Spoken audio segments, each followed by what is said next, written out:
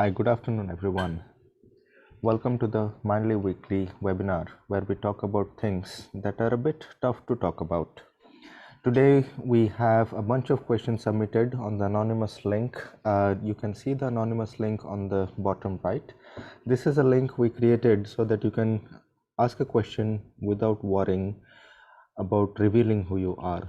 We do not collect any information, and of course I do get a bunch of spam at times, but some of the questions are so relevant that it makes it worth it. At Mindly, we speak about emotional regulation, emotional well-being, and mental health issues. My name is Jeev Sahoo. Sahoo like Yahoo. I am a business person who runs a couple of businesses, and uh, well-being came because life circumstances happened. About 12 years ago, I lost someone, and I did not get the support that I could have got from health authorities or anyone else. And I was told constantly that everything was fine, while I still had issues related to lack of sleep, lack of productivity, IBS-like symptoms, health issues, physical issues, monetary issues, and so forth, which were all coming from a generalized anxiety. And in many cases, our health authorities are also having a lot worse situations where general anxiety is not their priority, and they give out things like PDFs or YouTube channels and some online courses to look at. And believe me, sometimes they use the word where come back when things get worse.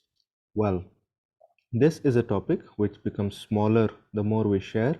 This is a topic which is important to our health. There is no health without mental health. So why wait until it becomes worse? And hence this entire thing started, and along with other projects, I still do Mindly Wellbeing, where we help everyone with generalized anxiety to take action on practical solutions, using practical solutions. These are based on CBT, entrepreneurial risk models, and philosophy. However, I try to use day-to-day examples and plain English. So let's get going. Before we start, today's discussion is about counseling versus coaching. Many founders and CEOs have told me about how they use business coaches, executive coaches, and even personal trainers for physical health and so forth. And where does counseling fit in? And there is a big stigma attached with counseling, especially because a lot of Hollywood movies have showed um, how crappy counseling can be, and only crazy people go for counseling and so forth. So this is something we are addressing today. I have a list of questions that have been submitted. I will go through that, and without revealing anything, I will share some answers. If you have not subscribed, please do subscribe. It does something to the algorithm so that you get more relevant videos and audios as well as articles. And also, people who need these answers most, they are waiting so that this video pops up on their feed. So please do subscribe, please do like, share, and spread the word. The more we speak about this, it becomes a diminishing problem. It becomes an easier thing to deal with. Now, what's the main difference between counseling and coaching? I've asked this question many times in our webinars. I've got some answers I'm looking at. You can actually put it on chat. This chat is enabled only to come to me so that we keep anonymity of this call. Yes, counseling is related to emotions. Coaching can be for even sports. Yeah, that's a good answer. I see some nice answers coming about coaching is more generic and counseling deals with feelings. Yeah, that's a good one to deal to explain.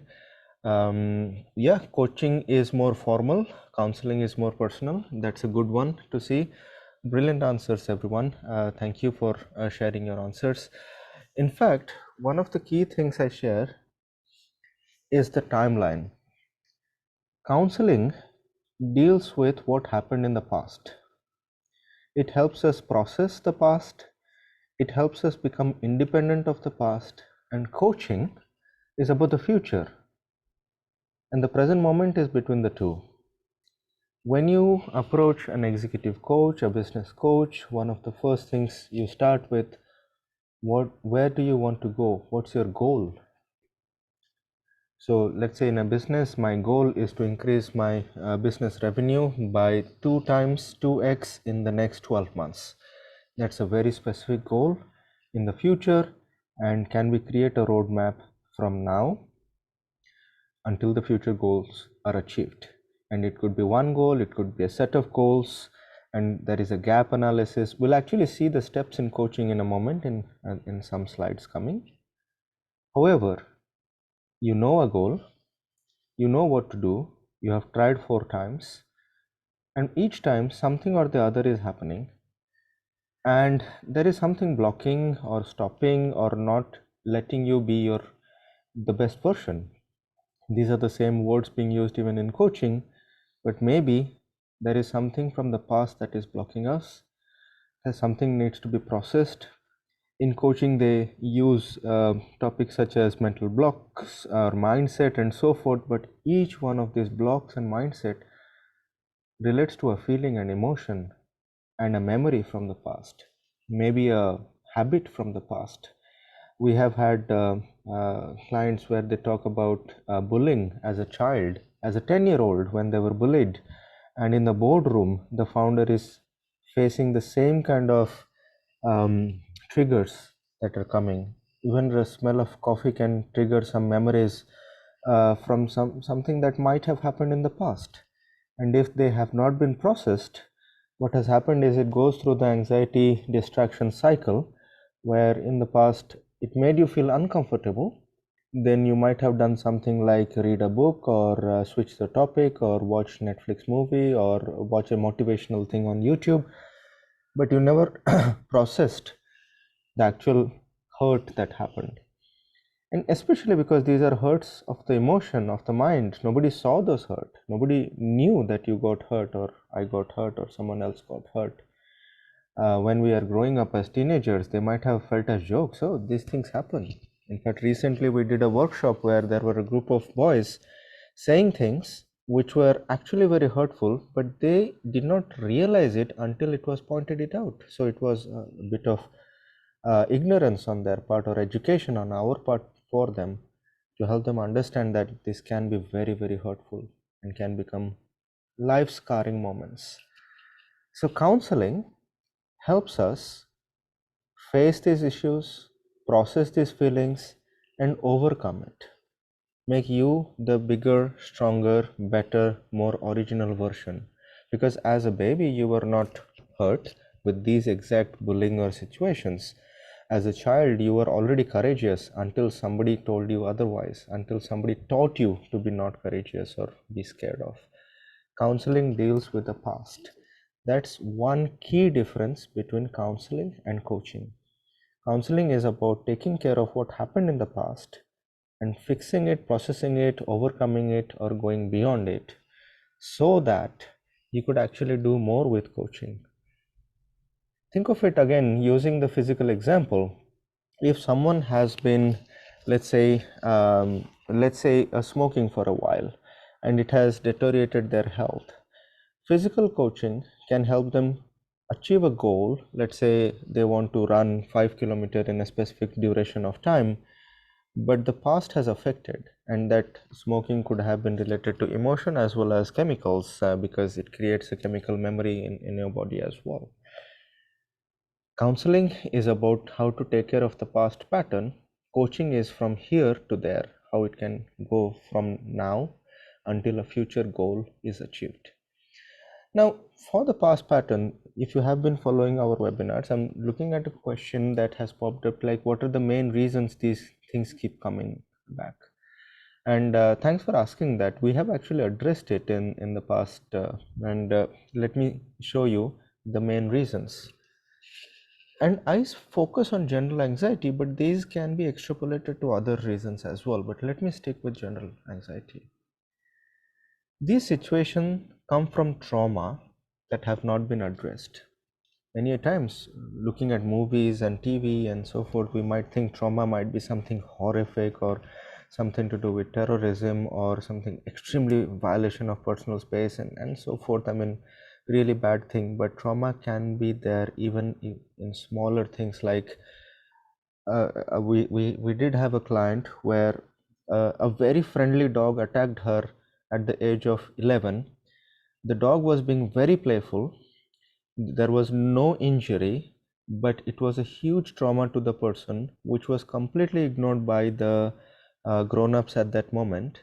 And this trauma stayed with her again and again. It came back whenever she faced a dog, and she had extreme fear of being in front of dogs. And once we talked it out for a few sessions, it vanished. It changed, it switched. We actually show you how to switch that. The next thing could be childhood abuse or experience. And the reason I mentioned abuse and experience, sometimes being extremely positive, always showing up smiling, can become a coping mechanism to create anxiety. I know of someone, I know that when they go beyond a point in their smiles and laughters and sarcasm, they're doing it out of anxiety and nervousness. And in fact, in one of the episodes in Friends, Chandler mentions, I make jokes when I'm nervous. And that comes from childhood experience. In fact, he goes deeper into why that happened. They use sarcasm in TV, but on TV, but it does happen in real life. And in real life, it's even worse. You could be facing loss in various forms: death, divorce, loss of opportunity, loss of relationship, loss of money, loss of time, unmet emotional needs. You see, these are the same ones which were also causing the abandonment issues. If you have been following our webinar, abandonment issues directly relate with anxiety. And the reason I am repeating them is because they are the same reasons that can be taken care of using counseling and not exactly with coaching. And we deal with 3 stages in this. And using the example of being on water with a wave, if you are in turbulent water, counseling first looks at settling you. I don't ask where do you want to go from here. I first calm people down, the body, the mind, and the intellect. I show them about the lizard brain, the monkey brain, and the human brain. If we are not calm in our body, calm in our mind, even the best of us cannot understand what to do about this. We settle it. Once you know where you are, when the waters are suitable for you, then you can actually face the wave, because ups and downs will happen in life like a wave. You got to face it. Now in the second stage, you're not bothered by the situation. You know how to calm yourself or be the bigger person. But in the second one, you can actually face it. The wave can lift you up. The example we use is when you face a wave, it lifts you up. When you keep your back to the wave, it can put you down. So face the situation, align yourself. So you actually start surfing the wave, irrespective of the size of the wave, direction of the wave. You start analyzing that and you start aligning according to the problem or the situation that you faced. And by this time, the counseling that has worked, where the bully might have been in the past, you know the triggers. The triggers might still might still come right now, and you know which part from your inventory you pick up in order to get out of that situation or be bigger than that situation or ride that situation like a wave. Once you are settled, once you are aligned, then we strive and drive you using your emotion to where you want to go, which is where anything that you have learned in executive coaching, business coaching, physical coaching, nutrition coaching, and so forth, you can actually apply these even better. You have a goal, and this is where we hand over, because now you can actually drive. People still keep coming back for other reasons as well, because they might have multiple triggers, but you see how the past and the present and the future are being connected between counseling and coaching. Why do we slip? In fact, the more intelligent we are, the harder is the slip. And even if we know the solution, we still keep slipping. In fact, In Mindly, we use the simple model. We look at the social aspects of well-being, individual aspect, monetary aspect, physical aspect, love life, and in the middle, I put emotion. And the reason we slip is because we take some emotional decision even if we know all the answers. You could be a great financial advisor, but if the person's emotions are not being regulated, the financial advice is of no use. The physical advice is of no use. And this is the reason we slip. So why am I sharing that while comparing between counseling and coaching?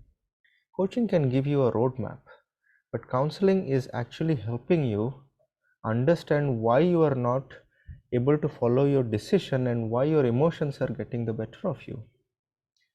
And those are the reasons you will still slip in future, but you will catch yourself before anyone gets hurt, including yourself.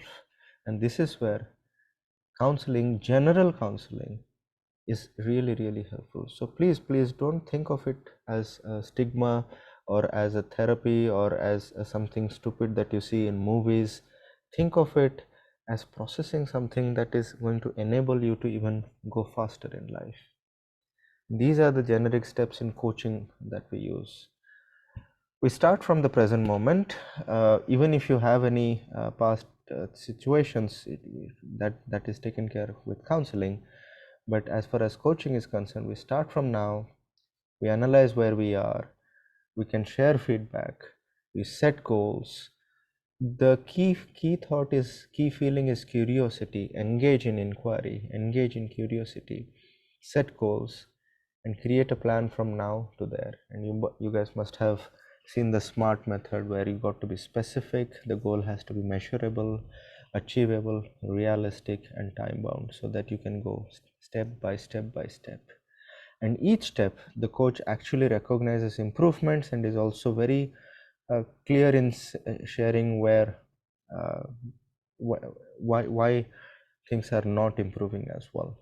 And to use an example, a movie star who is actually changing their physical look using a physical coach, personal coach, they know all the steps, but the coach is in a different mind space, and the person doing the coaching, the action, is in a different mind space, and the coach can see things which the actual person doing it may not see. And extremely powerful, the role of a coach, to be with you and take you from here to the future. Again, use that in a way that actually accelerates you. So counseling is not necessarily something that we need to be connecting with mental health, is it? This was a question actually submitted. Is counseling always about mental health? Now, as far as I'm concerned, I started my journey with bereavement. It was, of course, when it is not being addressed, it goes towards anxiety, panic, frustration, and people mix up emotional regulation with mental health. But the prevention stage is so wide and so powerful that if we can actually have a talk at the preventive stage, we don't need to go towards mental health, and we will be even more prepared when mental health is even appearing on the scene. Counseling is not always about mental health, it is about emotions, it is about processing the past. In fact, speaking of bereavement, one of the recent clients I was helping with, they were talking about their pet. So counseling can be about any topic. We saw the simple model. It can be relationship, it can be money, it can be physical health, it can be business health, and so forth.